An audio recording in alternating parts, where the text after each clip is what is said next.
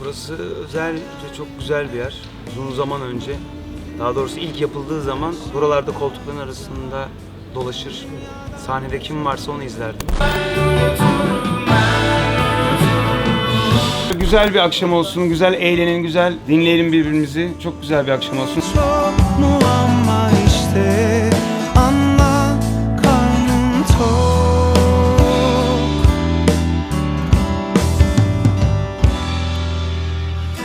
Düşürdüm oyuncağımı yerlere. Kimse buldu mu, kimse gördü mü bilemem. Uçurdum gemiyi her yere. Gördüklerimi hiç kimselere söyleyemem. Sır sorma söylemem. Sır gelme beklemem. Sır bakma göremem. Sır sevme sevemem. Dönemem gülemem.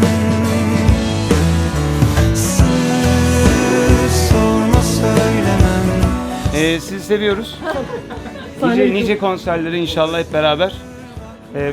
Görüşmek üzere o zaman.